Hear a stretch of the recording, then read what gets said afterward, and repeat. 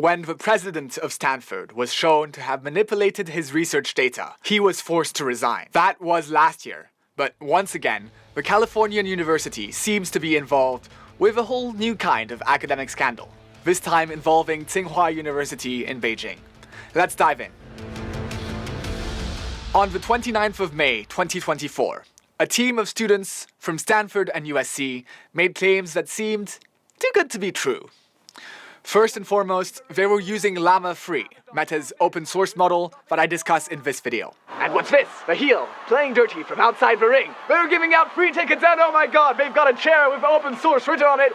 It's Facebook, Meta's Llama 3! They said that they were the first team to create a multimodal model based on Llama 3, meaning that Llama was able to see pictures and analyze them.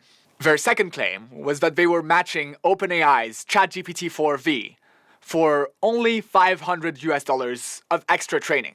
These are bold claims for a team of free students to be making, and skeptical users on GitHub began investigating. The GitHub user, PZC163, was the first to raise the alarm on the fact that this model released by students was very similar to the work of ModelBest, a Chinese company collaborating with Tsinghua University in Beijing. When confronted, Mustafa Al-Jaderi, the lead of the student project, denied the allegations and then took down the project. The student team then issued a statement claiming that the Tsinghua team beat them to the implementation, suggesting that both teams had conducted similar research. The ModelBest team got wind of this and launched an investigation, which they announced on Monday.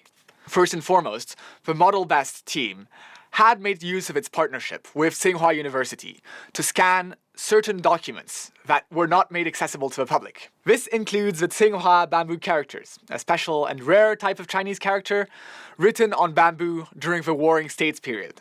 These were not accessible to the public, and they were just scanned and documented by the Tsinghua team for the ModelBest model. They stated that, surprisingly, we find highly similar capabilities for Llama 3V in both good and bad cases.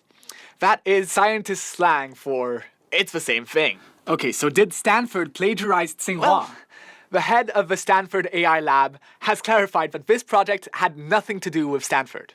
The two Stanford undergraduate students were doing this project on their own time, and they have issued new apologies stating that, first of all, they were sorry, secondly, that they were not actually involved with the development, and thirdly, that they were misled by Mustafa, who since then has disappeared from the internet, along with the project. In this case, it was the students' personal project, and the Stanford faculty was not involved. The students may have some disciplinary action, but the worst case outcome is probably that they'll struggle to find a job. If these were not students from Stanford, this would probably have received much less press attention. But this is one case of plagiarism in a series of high-profile cases in academia in the past couple of years. From faculty to students to even government officials, more and more people turn to plagiarism. Wait, how come are there so many plagiarism cases, especially recently? Well, first and foremost is technology. The internet cannot be ignored as a facilitator of plagiarism. The obvious example is Wikipedia, but platforms that give you a little bit more in-depth information, like Google Scholar or Baidu Scholar, allow you to find basically any research paper that's been published in the past decades. So, with easier access, students find it easier to actually plagiarize. Okay, so it sounds like technology and the internet have been really bad for research plagiarism, right? Well, it's not all bad. For example, on Google Scholar, you can find an article that says that technology made the detection of plagiarism easy too. With more people actually reading through those research papers, cases of plagiarism that might have gone unnoticed are now being unveiled. This increased scrutiny is why more people are being held accountable for plagiarism today, in addition to plagiarism checker tools. Okay, and besides, these sites are pretty valuable for researchers, I think. But in the case of the team that plagiarized Tsinghua's work, that was pretty blatant. Why did they do it without even thinking that they'd get caught? I mean, here are some of the reasons why students and professors plagiarize. There's first and foremost confusion about whether or not what they're doing is plagiarism. For example, a student that's not been briefed properly on how to work in an academic setting might just put in a citation to their work and forget to cite it. That doesn't excuse plagiarism, but at least it's not malicious. Secondly, is wanting to save time.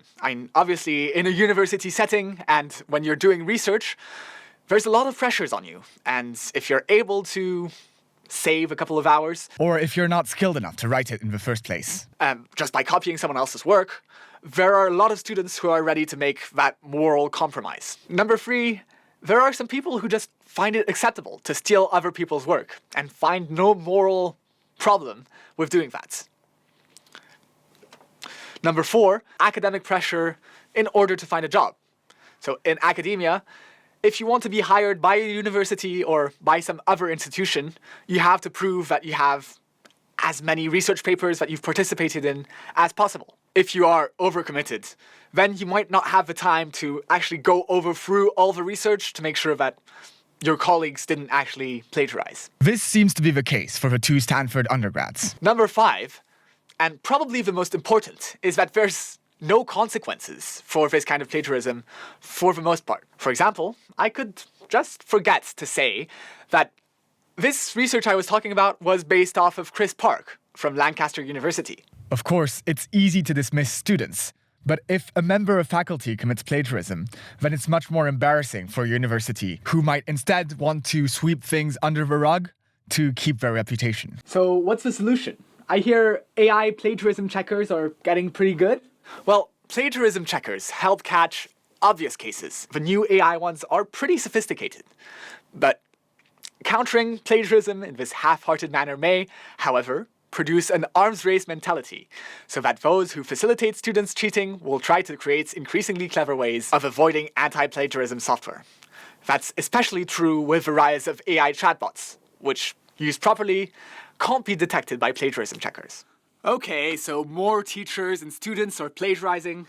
It's getting harder to detect it through natural means, but why should I care? I'm not a teacher, I don't have to grade them. Well, first and foremost, it's about basic ethics.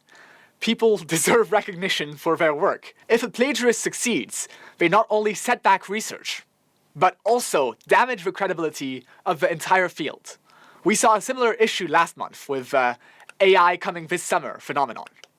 Companies that lie about their product's capabilities or rebadge other services, like the Rabbit R1 was shown to do, end up making AI the laughingstock of the media. The solution to plagiarism cannot be just technology.